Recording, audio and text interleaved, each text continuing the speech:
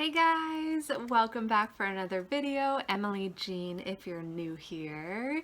And today we are going to be talking about what I read in June, how the month ended up turning out. So if you want to find out, grab your coffee, grab your tea, and let's get cozy.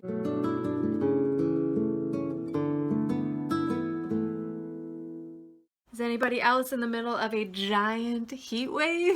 I think it's finally breaking today, but we're still waiting for a good thunderstorm and a lot of rain for the ground and the plants and the animals and us. So hopefully that comes soon. What did I read in June? You guys kind of already got a sneak peek if you watched my June TBR because I recorded it so late. I'd already read one of these, but that's okay. The first book that I read in June was House of the Cerulean Sea. House of the Cerulean Sea! I love it. I love it so much. I can't stand it. I want to go there. I want to live there. I want to be with Chauncey and Lucy and all the characters, and I just love them so much. This story was heartwarming. Heartwarming. It was so good. It was so good. 5 stars across the board. Absolutely loved it. I'm going to definitely record a full book review video of this because there are a ton of quotes that I want to share that are just so beautiful and spoke to my soul. So look for that, but this was 5 stars. I loved everything about it. Everything.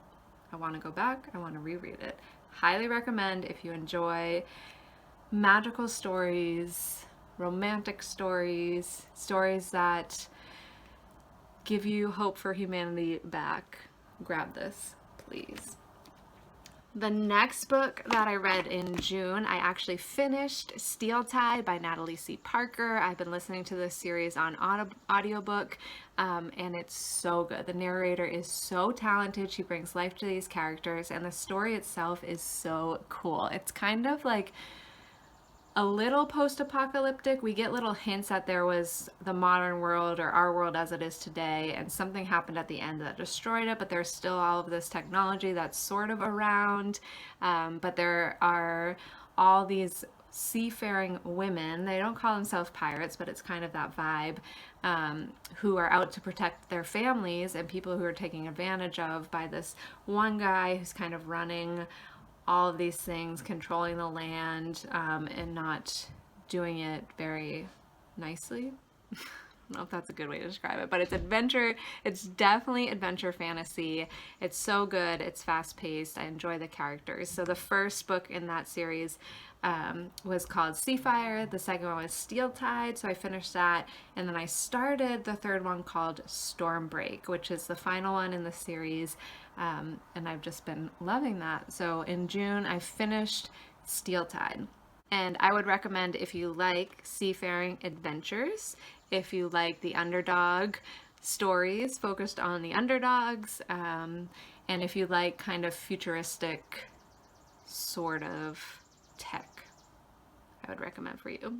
Okay, next one that I read was These Shallow Graves.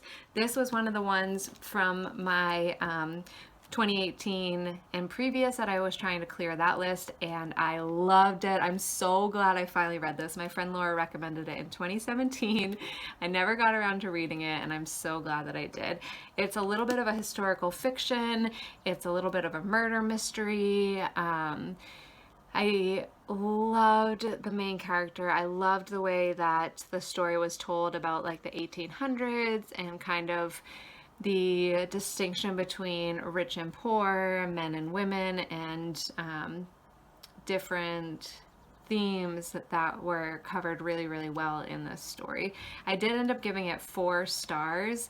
Oh, I forgot to mention, Steel Tide, I think I gave 4 stars. I haven't compiled Steel Tide, but I'm pretty sure it's going to be about 4 stars. These Shallow Graves, I ended up giving 4 stars as well. At some points, it just felt like there were parts of the story that weren't necessarily progressing it forward, and I wanted to I didn't need it to be faster paced, but it felt unnecessary. So that's the only reason I dropped it to 4 stars, but I really enjoyed it.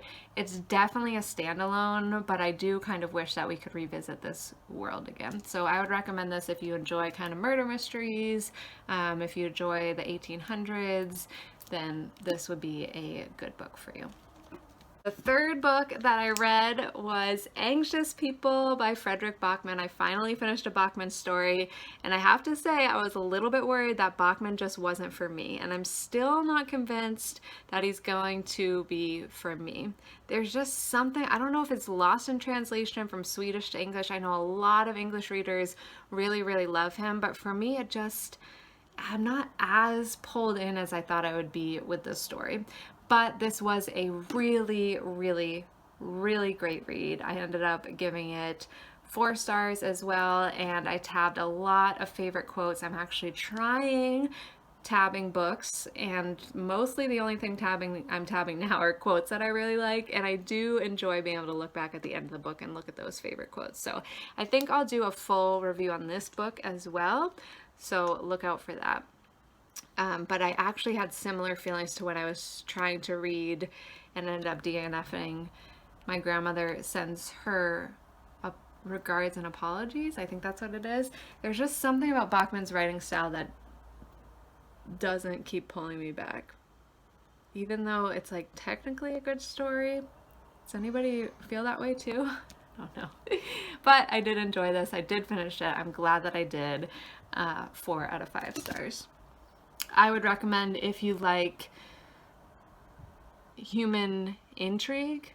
Would that be a way to put it? Like, it really discusses what it means to be a human and human relationships and how people make the decisions that they do, all tied into a little bit of like a mystery too. So, great book. And then the final book that I started in June but have not finished is the 4th book in the House of Night series. This one is Untamed, and I'm really enjoying it. I'm almost done, well, not almost, a little more than halfway, but these are super quick reads. They're a fun little world to go into about vampires. It's an academy setting, and I'm enjoying this one so far. So far, so good. So how does that compare to what I wanted to read in June? Well, I did not read Serafina, the next one in that series. I actually think I might DNF that series. I loved the first book, but I'm not sure that I'm drawn back in enough to that world. So, not sure yet, but I might DNF that series. And then, what was the other book? Oh, I wanted to read the 5th book in House of Night, but These Shallow Graves and Anxious People actually ended up taking me a little bit longer, like a little bit slower, longer reads, for better or worse, which wasn't bad. So that's 4 books I finished, and then 2 additional books that I started, which is a pretty successful month. So I'm super happy. Thanks for hanging out. What was the best book that you read in June? Let me know in the comments below, and I will see you in another video very soon. Bye, guys.